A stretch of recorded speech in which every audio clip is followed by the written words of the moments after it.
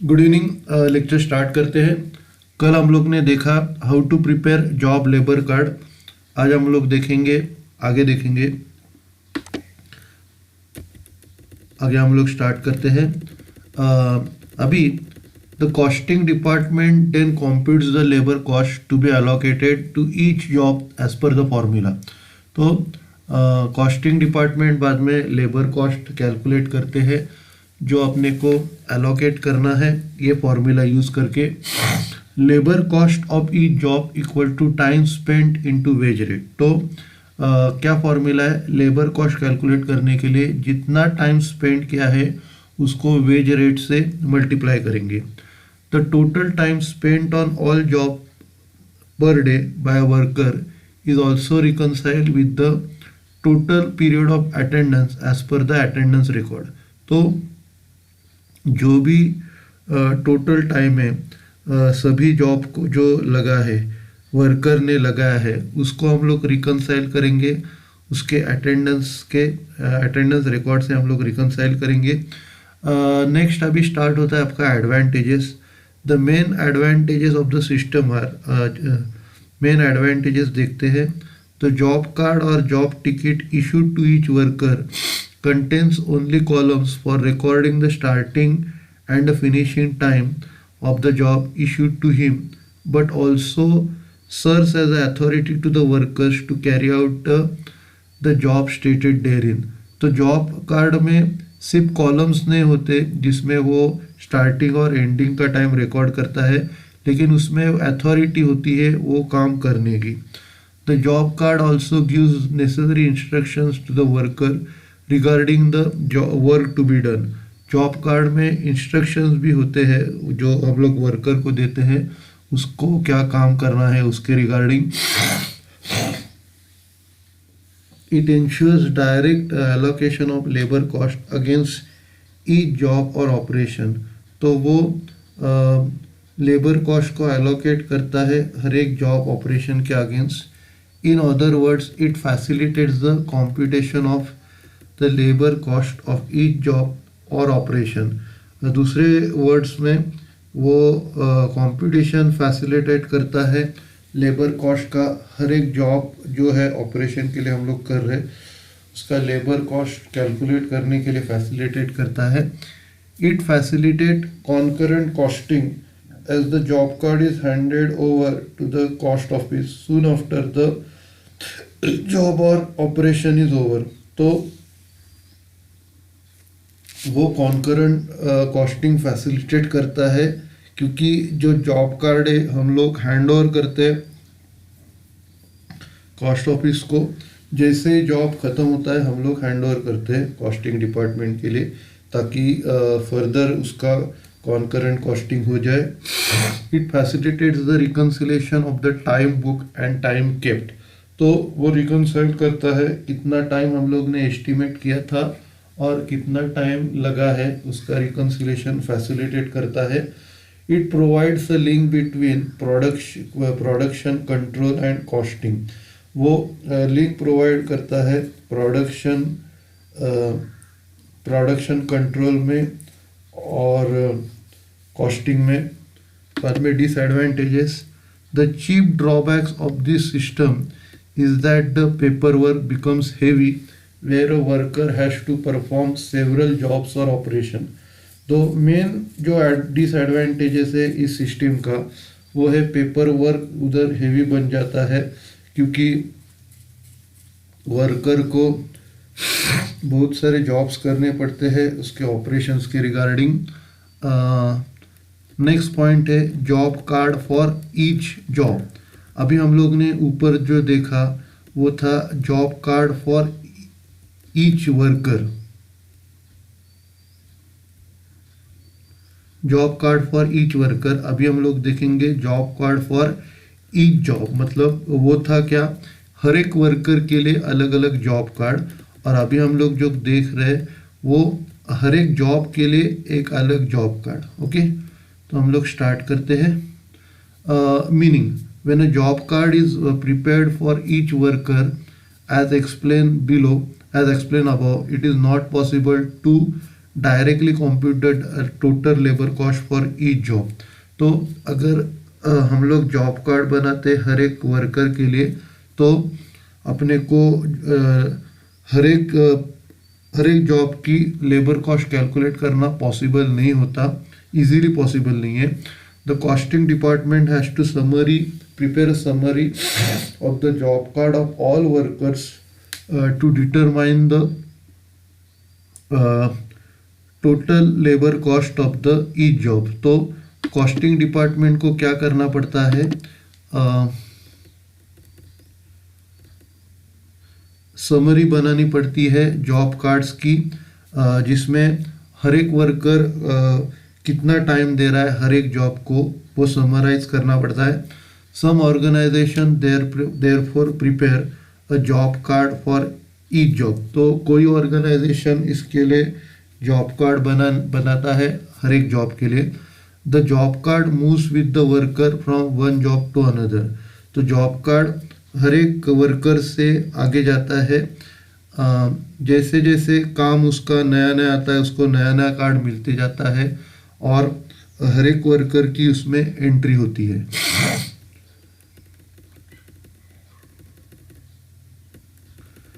A job card for each job readily gives the total hours spent by the worker on each job, and there is no need to prepare a separate summary as in case of job card for each worker। तो job card जो है वो readily उससे readily अपने को पता चलता है कितना घंटा हर एक वर्कर ने जॉब पे काम किया है, और उसके लिए अपने को सेपरेट समरी मेंटेन करने की ज़रूरत नहीं है जो अपने को job card for each worker के लिए लगती है। However, such job cards do not give details of total labor hours of each worker। लेकिन ये जॉब कार्ड हर एक वर्कर ने क्या क्या काम किया है उसका डिटेल इंफॉर्मेशन अपने को नहीं मिलता। However, it is not possible to reconcile such job cards with the respective attendance record। तो इसके लिए इसका रिकन्सिलेशन अटेंडेंस रिकॉर्ड्स के साथ पॉसिबल नहीं है। Such job cards, however, are useful when there are many jobs and each job passes through several workers। तो ये जॉब कार्ड कब यूज़फुल रहेंगे, तब जब अपने पास बहुत सारे जॉब रहेंगे और हर एक जॉब में बहुत सारे लोग इन्वॉल्व है। How job cards helps in determination of labour cost. तो जॉब कार्ड से अपने को कैसे पता चलता है लेबर कॉस्ट क्या है, देखेंगे। The labour cost of each job is determined by the costing department through an analysis of all job cards. तो लेबर कॉस्ट हम लोग को पता चलती है कॉस्टिंग डिपार्टमेंट को जॉब कार्ड्स का एनालिसिस निकाल के। Total labour cost of a job equal to total labour hours into labour hour rate. तो टोटल लेबर जॉब कॉस्ट कैसे निकालते हैं, जो भी घंटे हम लोग ने उस पर काम किया है total labour hours into labour hour rate, labour hour rate से उसको मल्टीप्लाई करके टोटल लेबर कॉस्ट निकलती है। द लेबर आवर रेट में be so fix that the labour cost is equal to the gross wages और it में also cover all allowances, incentives, etc. paid to the workers। तो जो total labour cost है उसमें gross wages और allowances incentives भी शामिल होते हैं। अभी उसके एडवांटेजेस देखते हैं। The system has following advantages. It facilitates the movement of the job from one worker to another. तो उससे क्या होता है, हम लोग एक ही जॉब कार्ड में सभी वर्कर्स का इंफॉर्मेशन ले रहे हैं और जैसे जैसे जॉब चेंज होते जा रहा है उनको नया जॉब कार्ड इशू किया जा रहा है। और उसमें कैसे रहता है, as the card itself contains details और details regarding the work to be done, instructions और details regarding the work to be done and order in which it is to be done. तो उसमें इंफॉर्मेशन रहती है कैसे काम करना है और किस तरह करना है, किस ऑर्डर में करना है, ये इंफॉर्मेशन उसमें रहता है। It helps to know at a glance the labor cost of job, as the total time spent on the job can be known from the card easily.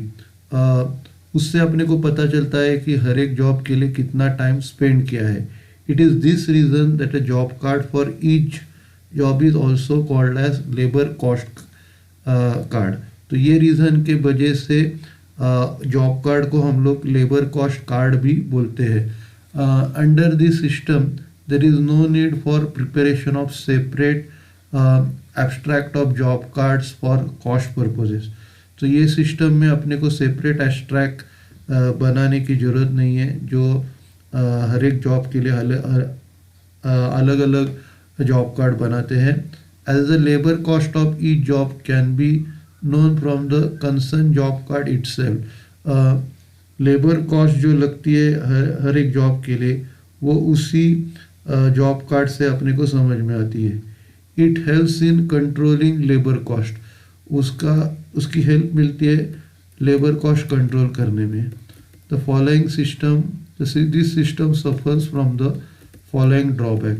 तो इसमें कुछ ड्रॉबैक्स है. The time actually spend by each worker and on production cannot be ascertain at once. तो जो भी हम लोग time spend कर रहे, हर एक वर्कर जो टाइम स्पेंड कर रहा है प्रोडक्शन के लिए, वो हम लोग कैलकुलेट नहीं कर सकते. Under this system the reconciliation of the time book with the time kept is not easy. ये सिस्टम में जो रिकन्सिलेशन हम लोग ने बताया था टाइम का, मतलब कितना टाइम लगेगा और कितना टाइम लग गया, उसका रिकन्सिलेशन निकाल नहीं सकते. It is not helpful in controlling idle time.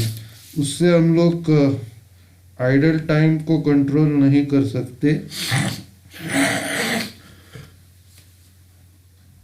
There will be a delay in costing as the job card will be available to the cost purpose for the cost office for cost purpose only after the job is completed. तो इधर costing के लिए delay होगा, क्योंकि ये जो job card है तब सबमिट होता है जब जॉब अपना कंप्लीट होता है, तब सबमिट होता है. The amount of clerical hours labour will increase. तो उसमें क्या है, क्लेरिकल लेबर जो है वो बढ़ जाएंगे as the job has to prepare pass through a number of department and a number of workers. क्योंकि जो जॉब है ये पास होता है अलग अलग डिपार्टमेंट से और अलग अलग वर्कर्स से.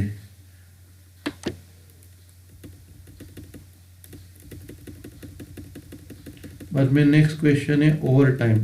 Over time means the work done by worker beyond his working hours. तो उसके वर्किंग आवर्स के ऊपर अगर उसने काम किया रहेगा तो उसको ओवर टाइम बोलते हैं. According to factories act 1948, every worker is required to work not more than 9 hours a day और 48 आवर्स इन अ वीक. तो फैक्ट्री एक्ट 1948 के अनुसार हर वर्कर को 9 घंटे से ज़्यादा काम नहीं करना चाहिए, या 48 आवर्स इन अ वीक उससे ज़्यादा उसको काम नहीं करना चाहिए. If due to urgency of the work a worker is required to work more than 9 hours a day, excess time over 48 hours, that is overtime, is to be paid to the worker at a higher rate, generally double the normal wage rate. किसी urgency के वजह से उसको 9 घंटे के ऊपर अगर काम करना पड़ रहा है तो 48 आवर्स के ऊपर जितना भी टाइम होगा उसको ज़्यादा रेट देना पड़ता है, जनरली डबल होता है. The excess rate over normal rate is called overtime premium. तो ज़्यादा जो रेट है नॉर्मल रेट के ऊपर उसको हम लोग बोलते हैं over time premium. Here hence overtime rate equal to normal rate और वेजेस प्लस एक्स्ट्रा रेट और wages called over time premium. तो over time premium normal rate में ऐड किया है. बाद में accounting treatment. Normally wages are charged to the cost center or cost unit in the usual way.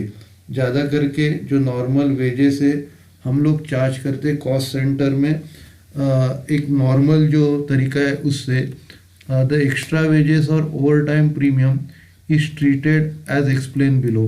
Over time का जो treatment है वो हम लोग ने नीचे बताया है। सबसे पहला specific job, if the over time for a specific job was for a specific job at the instance of the customer, it is to be charged to the job। अगर वो ओवर टाइम लगा है customers के instructions के अनुसार तो वो अपने को जॉब को चार्ज करना पड़ता है। In turn the amount of over time will be recovered from the customer. तो जो उसके बदले में जो ओवर टाइम का जो अमाउंट है वो हम लोग कस्टमर से रिकवर करते हैं। नेक्स्ट है normal, if the over time is normal due to or due to unavoidable causes, it is treated as work factory overheads. तो अगर ओवर टाइम नॉर्मल है या अनअवॉइडेबल रीजंस के वजह से है तो हम लोग उसको वर्क फैक्ट्री ओवरहेड्स समझेंगे, ट्रीट करेंगे। बाद में abnormal, if the over time is abnormal it is treated as exceptional item and directly debited to costing profit and loss account. अगर ओवर टाइम एबनॉर्मल है तो वो एक्सेप्शनल आइटम है और उसको हम लोग डेबिट करेंगे costing profit and loss account को। बाद में कॉस्ट अकाउंटिंग स्टैंडर्ड 7। अभी कॉस्ट अकाउंटिंग स्टैंडर्ड 7 के अनुसार over time premium should be assigned directly to the cost job or treated as overheads depending on the economic feasibility and specific circumstances regarding requiring such over time. Costing accounting standard 7 के अनुसार over time ये directly assign होता है cost object को या उसको overhead समझते हैं उसके फिजिबिलिटी के ऊपर और क्या सर्कमस्टेंस में ओवर टाइम लगा है उसके ऊपर। अभी उसका मेरिट्स देखेंगे। Over time helps in the management in increase the production by incurring a small extra cost. तो उससे क्या होता है, अपना प्रोडक्शन बढ़ जाता है और उसके लिए थोड़ा सा एक्स्ट्रा कॉस्ट अपने को बेयर करना पड़ता है। Utilising the plant and machinery more effectively the spreading the fix cost over a large output. तो उसमें हम लोग प्लांट एंड मशीनरी को कैपेसिटी है वो एफिशिएंटली यूज़ कर सकते हैं और जो फिक्स कॉस्ट है उससे हम लोग ज़्यादा आउटपुट निकाल सकते हैं। This reduces the per unit cost of production. तो उससे क्या है, per unit cost of production कम हो जाता है। Clearing the backlog of work, जो भी अपना जो प्रोडक्शन कम पड़ रहा था वो फुलफिल कर रहे हैं। Demerits, however the over time has following demerit, उसके कुछ डीमेरिट्स है। Over time means additional cost of labour, lighting, repairs for overwork machinery etcetera. Over time का मतलब है एक्स्ट्रा कॉस्ट लेबर का, लाइटिंग, रिपेयर्स का एक्स्ट्रा कॉस्ट लगता है। Over time means fatigue for the workers, मतलब वर्कर्स थक जाते हैं। लीडिंग टू लोअर एंड सब स्टैंडर्ड आउटपुट, तो जो आउटपुट है वो थोड़ा कम क्वालिटी का रहता है। Over time becomes the habit and workers may work less during normal working hours to secure over time. Over time में हैबिट बन जाती है जिसमें वर्कर्स नॉर्मल आवर्स में कम काम करते हैं ओवर टाइम सिक्योर करने के लिए। बाद में नेक्स्ट क्वेश्चन है idle time. The idle time means the time lost which the worker during which the worker does not work, he is idol.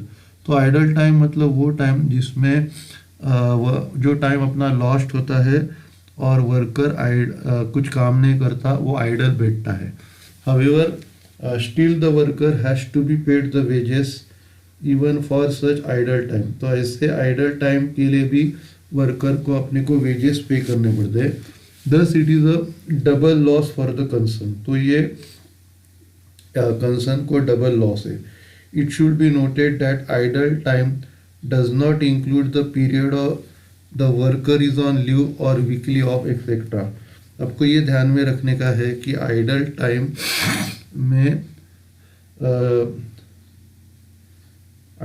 में जिस पीरियड में वो लीव में है या उसका वीकली ऑफ है वो कंसीडर नहीं किया जाता है। Causes and control of idle time. तो आइडल टाइम का कॉजेस और उसको कंट्रोल कैसे करना है वो देखते हैं। द आइडल टाइम में be control reduce and eliminated to control the cost of labour and production. Idle time को हम लोग कंट्रोल कर सकते हैं, कम कर सकते हैं, जिससे हम लोग कॉस्ट को कंट्रोल करें, cost of labour and production को कंट्रोल कर सकते हैं। बाद में control of idle time involve the following steps. सबसे पहला record idle time. Idle time सबसे पहला रिकॉर्ड करो।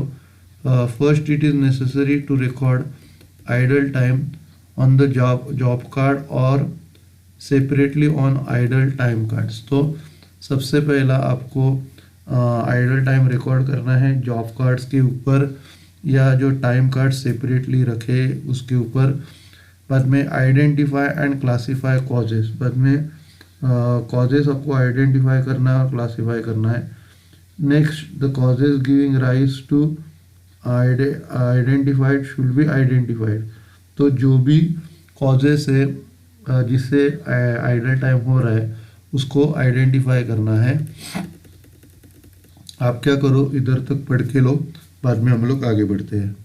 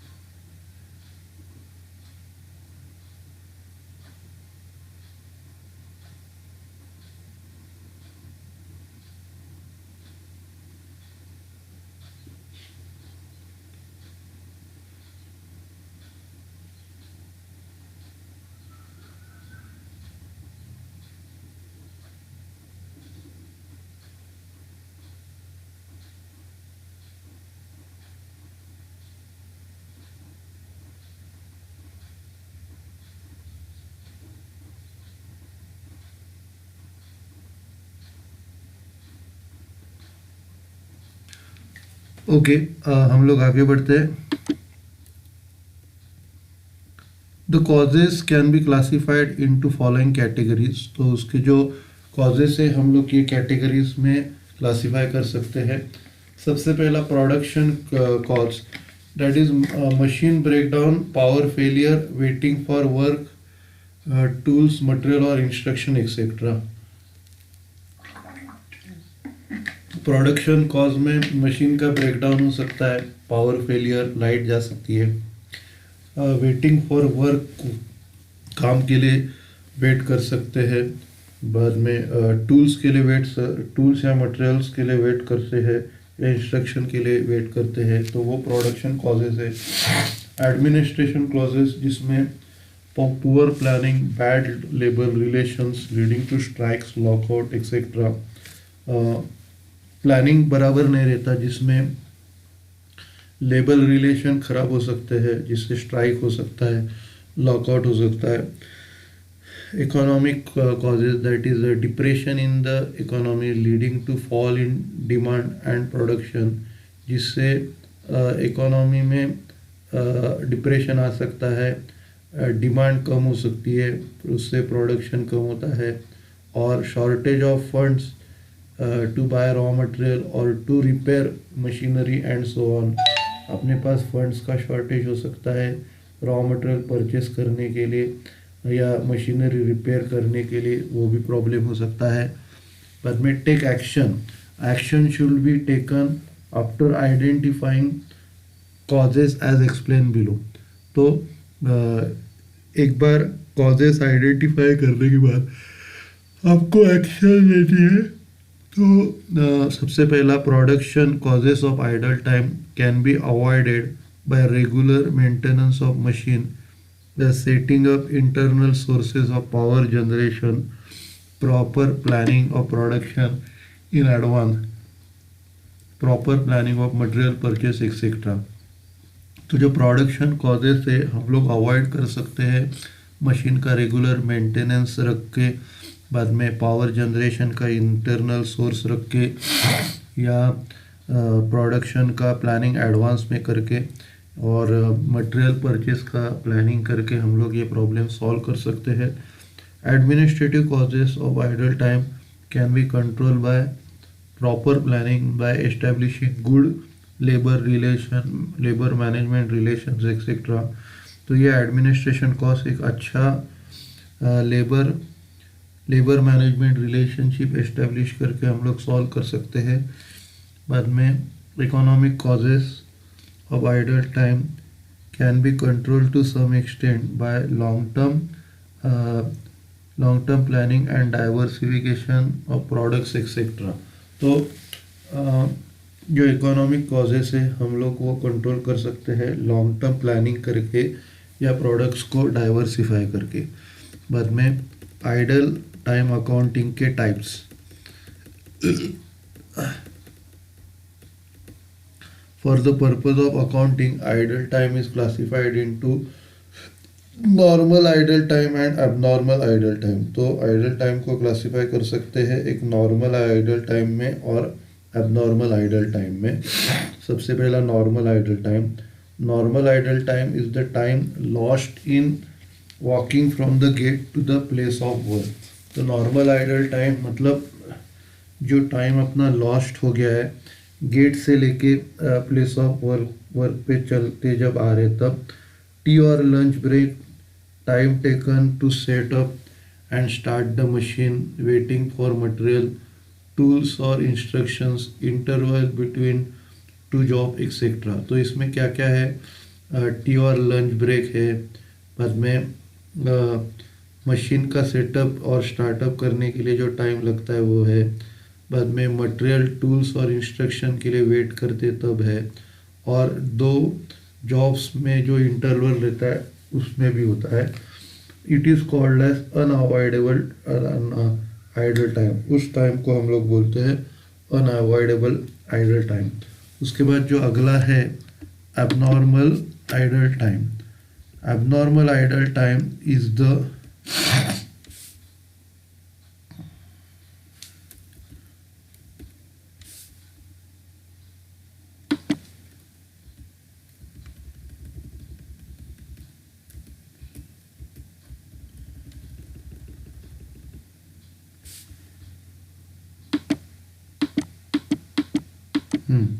Abnormal idle time is the time cost due to non-availability of raw material, breakdown of machine, power failure, strike or lockout in factory, fire, flood, etc. तो abnormal idle time क्या है, जो time अपना lost होता है raw material की non availability के वजह से, मशीन में ब्रेकडाउन होने के वजह से, पावर फेलियर, स्ट्राइक और लॉकआउट होने की वजह से, फायर फ्लड होने की वजह से जो आइडल टाइम हो रहा है उसको हम लोग बोलते हैं एबनॉर्मल आइडल टाइम। आप क्या करो, इधर तक पढ़ के लो, बाद में हम लोग आगे बढ़ते हैं।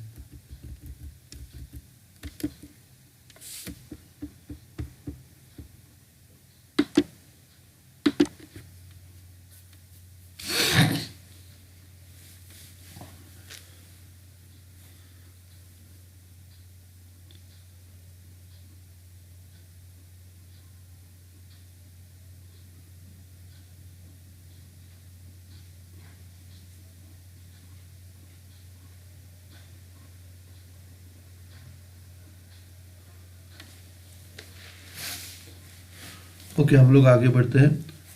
अगला पॉइंट है accounting treatment. The accounting of idle time depends upon the type of idle time. तो जैसे टाइप है आइडल टाइम का, उसके ऊपर उसका अकाउंटिंग डिपेंड निर्भर करता है। अनअवॉइडेबल और normal idle time is treated as the part of employ cost while arriving at labour hour rate. तो अनअवॉइडेबल टाइम को हम लोग एम्प्लॉय कॉस्ट का पार्ट मानते हैं, जो जिसका यूज़ हम लोग लेबर आवर रेट निकालने में करते हैं। Abnormal idle time is treated as exceptional item and charge directly to costing profit and loss account. Abnormal idle time को हम लोग एक्सेप्शनल आइटम मानते हैं और उसको हम लोग प्रॉफिट एंड लॉस अकाउंट को चार्ज करते हैं। बाद में costing accounting standard 7। Costing accounting standard 7 according to, उसके अनुसार idle time cost shall be assign direct to the cost object or the treated as overheads depending, वो सेम है जो इसका था। और ये ओवर टाइम का, उसको हम लोग कॉस्ट ऑब्जेक्ट को चार्ज कर सकते हैं या ओवरहेड ट्रीट कर सकते हैं। उसके इकोनॉमिक फिजिबिलिटी के अनुसार और सरकमस्टेंस जो लगे हैं ऐसे आइडल टाइम को ये देख के। Cost of idle time for reasons anticipated like normal lunch time, holidays etcetera is normally loaded in the employee cost while arriving at the labor cost per hour of an employee, a group of employee whose time is attributed to cost object। तो जो idle time का cost है,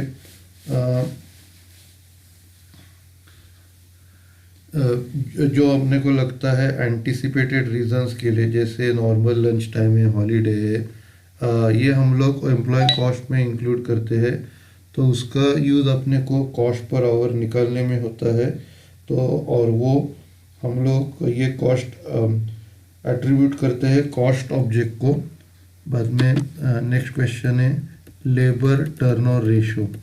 labour turnover in an organisation is the rate of exchange in the composition of labour hours during a specific period measured against a suitable index. तो ये हम लोग ने calculate किया है लेबर टर्नओवर रेशियो। तो ये रेट है जब हम लोग कंपोजिशन, लेबर का कंपोजिशन बदलते हैं, तो वो अब हम लोग कैलकुलेट करते हैं एक पर्टिकुलर इंडेक्स लेके। There are 3 methods of calculating labour turnover which are given below. तो 3 मेथड से कैलकुलेट करने के। सबसे पहला रिप्लेसमेंट मेथड, जिसमें हम लोग नंबर ऑफ वर्कर्स रिप्लेस को average number of workers on roll से डिवाइड करते हैं और इनटू 100 करते हैं।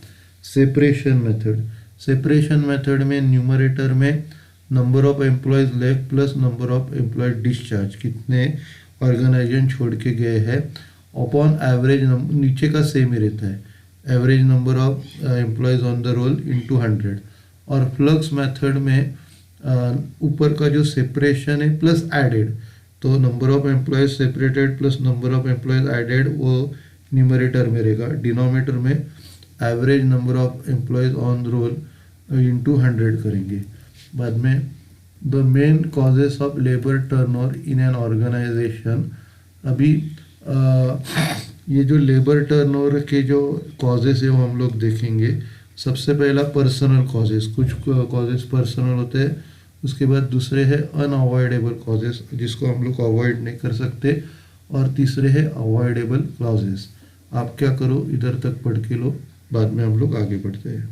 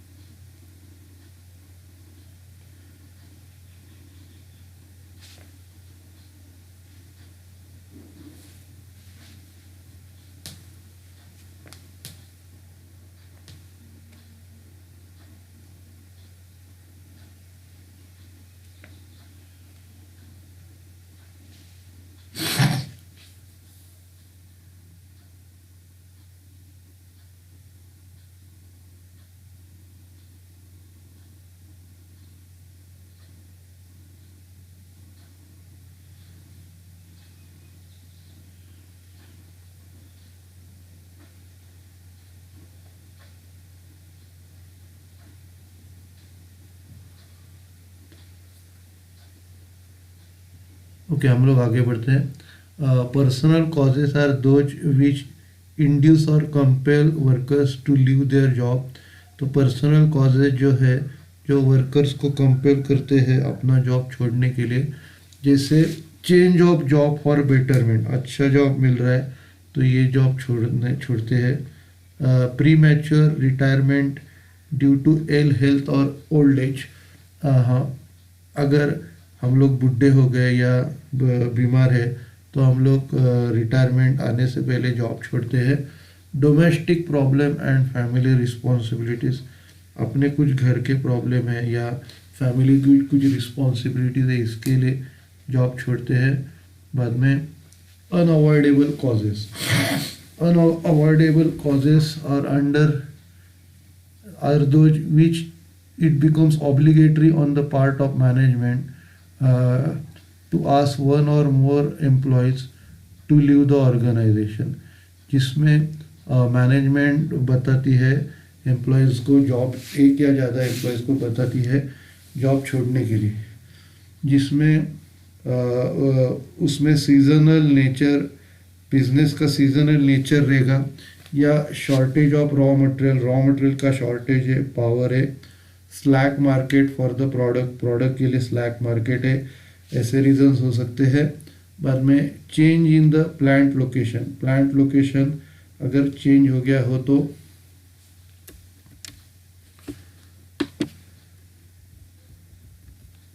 उसके बाद disability making a worker unfit for a work.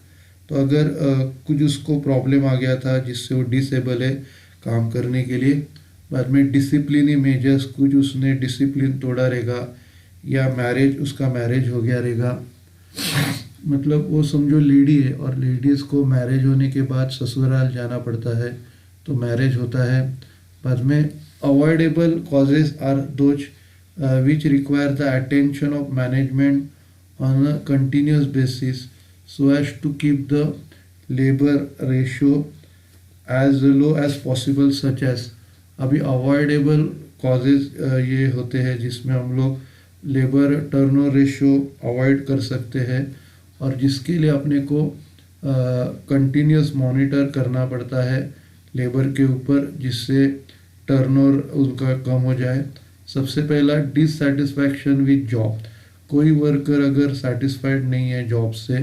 बाद में remuneration, hours of working condition, बाद में उसको जो पगार दे रहे उससे सेटिस्फाइड नहीं है, या उसके जो घंटे हैं उससे सेटिस्फाइड नहीं है, या वर्किंग कंडीशन जो भी है उससे वो सेटिस्फाइड नहीं है। बाद में strain relationship with management, supervisor और फेलो वर्कर्स, उसके रिलेशंस खराब हुए हैं मैनेजमेंट के साथ या दूसरे वर्कर के साथ या सुपरवाइज़र के साथ। Lack of training and promotional avenues, तो उसको हम लोग ने ट्रेनिंग ज़्यादा किया नहीं है और प्रमोशनल फैसिलिटीज़ भी नहीं है। बाद में lack of recreational and medical facilities, हम लोग ने उसको मेडिकल और रिक्रिएशनल फैसिलिटीज़ प्रोवाइड नहीं की है। बाद में लो वेजेस एंड अलाउंसेस, हम लोग ने उसका पेमेंट जो है वो कम है, अलाउंस और वेजेस कम है, तो ये रीज़न से अवॉइडेबल कॉजेस के। बाद में नेक्स्ट क्वेश्चन है टाइम रेट सिस्टम। सबसे पहला meaning, time rate system is related to number of workers, number of hours of work done by a worker. तो ये रिलेट करता है कितने घंटे एक वर्कर ने काम किया है उससे रिलेट करता है। thus under this system wages equal to labour hours into labour hour rate. तो ये सिस्टम के अनुसार जो वेजेस हम लोग दे रहे हैं वो कितना घंटा काम किया है उससे उसके रेट को मल्टीप्लाई करके कैलकुलेट किया जाता है। The payment solely depends solely upon the time spent on the work irrespective of quantity of output। तो इस पे जो भी टाइम वो स्पेंड कर रहा है उस पर ये मतलब नहीं है कि कितना क्वांटिटी आउटपुट बना रहा है, उससे कोई लेना देना नहीं। वो जितना भी टाइम स्पेंड कर रहा है वो कंसीडर करते हैं ये वेजेस निकालने के लिए। Overtime if any is normally paid at higher rate. तो ओवर टाइम ज़्यादा करके हम लोग ज़्यादा देते हैं, फॉर एग्ज़ाम्पल 1.5 गुना देते हैं। आप क्या करो, इधर तक पढ़ के लो, बाद में हम लोग आगे बढ़ते हैं।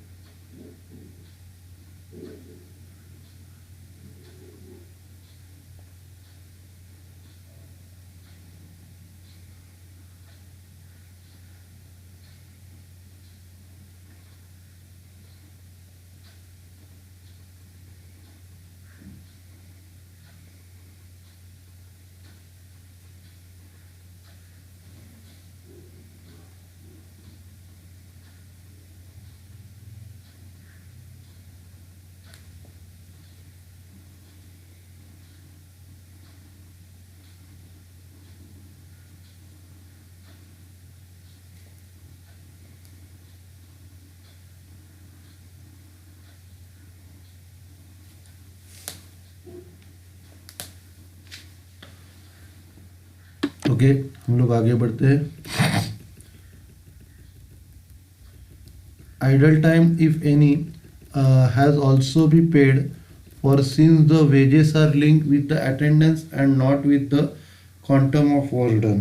तो आइडल टाइम को अपने को पे करना पड़ता है क्योंकि आइडल टाइम ये लिंक होता है कितना अटेंडेंस है उसके ऊपर, और कितना क्वांटम काम किया है उससे रिलेटेड नहीं है। बाद में the competition of the wages is made on the time cards explain earlier. जो उनका जो कैलकुलेशन है टाइम कार्ड्स के बेसिस पे होता है, जो हम लोग ने पहले आपको समझाया है। सुटेबिलिटी, ये किधर किधर सुटेबल है। Time rate system is suitable in the following cases. ये केसेस में ये सुटेबल है। सबसे पहला, it is suitable in use in cases where attendance and quality of workers are more important than the output. Example, research, quality control, inspection etcetera. तो जिधर ये किधर सूटेबल है, जिधर अटेंडेंस और वर्क का क्वालिटी इम्पोर्टेंट है आउटपुट से ज़्यादा, जैसे रिसर्च है, क्वालिटी कंट्रोल है, इंस्पेक्शन है, उधर ये यूज़ होता है। दूसरा, क्वालिटी डिफ़िकल्ट टू मेजर, जिधर क्वांटिटी डिफ़िकल्ट टू मेजर। तो जिधर क्वांटिटी मेजर कर डिफ़िकल्ट है, उधर ये यूज़ होता है। Piece rate system requires accurate standard of output. तो पीस रेट सिस्टम जो है उसके लिए अपने को एक्यूरेट स्टैंडर्ड रखता है आउटपुट का। In many cases it is not possible to do so. Example, repairs and maintenance, time rate system is suitable in such cases. जैसे रिपेयर्स एंड मेंटेनेंस है, उस केस में टाइम रेट सिस्टम एक अच्छा option है जो हम लोग यूज़ करते हैं रिपेयर्स एंड मेंटेनेंस के लिए। आउटपुट बियॉन्ड वर्कर्स कंट्रोल, तो जब प्रोडक्शन वर्कर के कंट्रोल के बाहर रहता है। If the output depends on the team work, on the speed of the machine etcetera, it is not fair to link wages with output. तो जिधर उसका जो आउटपुट है वो अगर वर्कर के कंट्रोल के बाहर है, तो अपने को वेजेस आउटपुट के साथ लिंक करना बराबर नहीं होगा। In such cases the only fair and just system of the remunerating the worker will be the time rate system. तो उसमें एक अच्छा रेम्यूनरेशन करने का जो तरीका रहेगा वो टाइम रेट सिस्टम है। बाद में इवैल्यूएशन, उसके मेरिट्स और डीमेरिट्स हम लोग देखेंगे। सबसे पहला merits, simple. The time rate system has the merit to of being simple to operate, ये कैलकुलेट करने में इजी है। Speedy income, the worker is assured of a speedy and regular income. Worker को एश्योरिटी मिलती है, उसको speedy और regular income मिलेगा। Demerits, however this system suffers from the following demerit। उसमें कुछ demerits है, जैसे fail to motivate, मतलब ये motivate नहीं करता। it treats both efficient and inefficient workers equally, वो दोनों efficient और inefficient workers को equally treat करता है। it does not reward the efficient worker and hence fails to motivate the worker to produce more output। वो efficiency को reward नहीं देता, तो उसके कारण क्या होता है, वर्कर्स को मोटिवेशन नहीं मिलता ज़्यादा प्रोडक्शन करने के लिए। Since it is difficult to fix standard time for each job, labour incentive scheme cannot be properly established और implemented। तो इधर हम लोग टाइम नहीं निकाल सकते हर एक प्रोसेस के लिए कितना लग रहा है, तो उसके कारण हम लोग लेबर इंसेंटिव स्कीम एस्टैब्लिश और इम्प्लीमेंट नहीं कर सकते। ठीक है, तो आप क्या करो, इधर तक पढ़ के लो, बाद में हम लोग ख़त्म करते हैं।